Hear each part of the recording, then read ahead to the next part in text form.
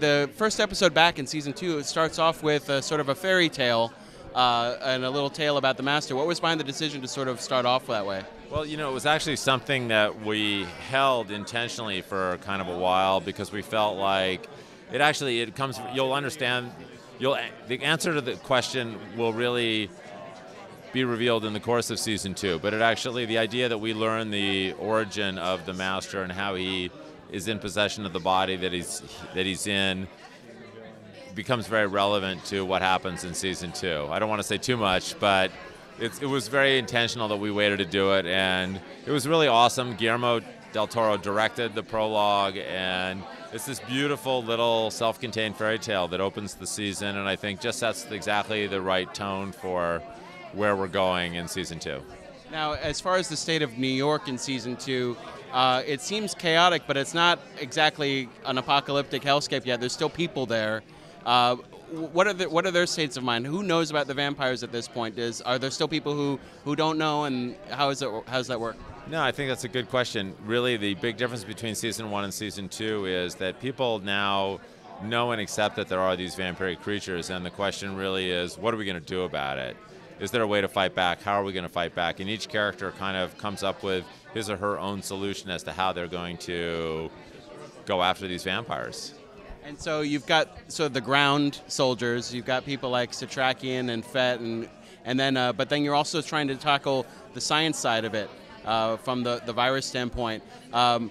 Which one is going to be more effective in the long run?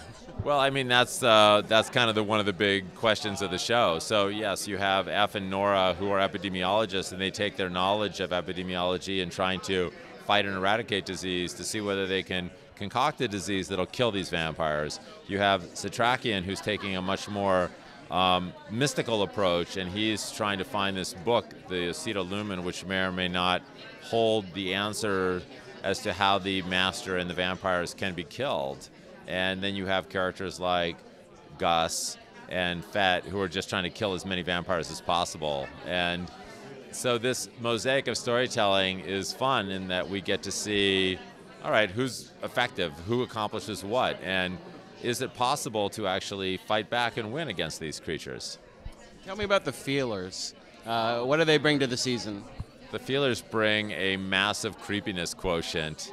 The Feelers are these little blind kids that have been turned into these super fast, super deadly, highly sensory, effective, if that's the right phrase,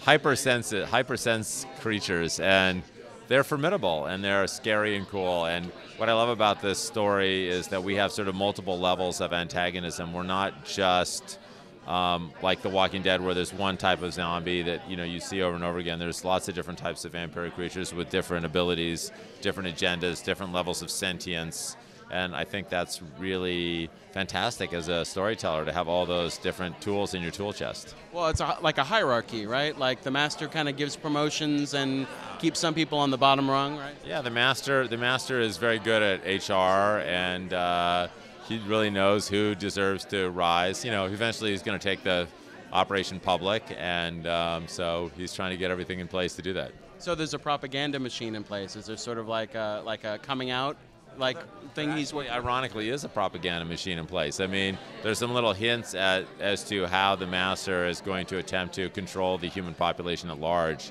that are sprinkled throughout the season. And what as far as the books go, what does this season sort of bring us? Is this book 2, or is this? The thing that's cool about this season is that it takes some great elements of book 2, but it's 80% invented. So it's really there's a high amount of original storytelling following some of the main plot points of book 2. In a way, book 2 will be sort of divided over season 2 and season 3, and then book 3 will be divided over seasons 4 and 5, and then the show will end. And I think that's, Guillermo and I spent a lot of time discussing that, and it's something that I think will be really great for the show. Is 5 like a sweet spot, like a magic number for a TV show, do you think, for a genre show? 5 seasons is like a really good storytelling model? I think so. I feel like, for me, that seems like a really good number. this case, it was very story specific. I feel like in the case of The Strain, really based on the material we had, it felt like we could do 2 13-episode seasons and 3 10-episode seasons, and that would be just about right to tell this tale. I feel like also, and correct me if I'm wrong, like with Bates Motel too, with the seasonal pickups that it just got, like it would take it to 5. Is that correct? Yeah, no, Bates is also going to be 5 seasons, and yeah, I mean, for whatever reason, I think both those stories seem to lend themselves to 5 seasons. I mean, that's not like some hard and fast rule for me. I would love to do a 10-episode Fargo thing or an 8-episode True Detective model. I mean, I love the velocity of the storytelling in those things. As a storyteller, you want to be able to go from A to Z, and it just depends on what kind of story you're telling, how long that's going to take. Guillermo told me to look out for episode 8 of this season. Is that something we should keep where the world's going to be upended? Is that going to be calamitous? There are some good episodes this season. To me, I think maybe my favorite episode is episode 11. So, the good news is that we each have our favorites, and I think I think all the episodes are good, but I think there are like 4 or 5 episodes that are really, definitely special this year. And I feel like the whole season is better than the first season, and that's what you want to do. That's kind of what I strive for always, and what we all who are working on the show strive to do is just keep making each season better than the one before it.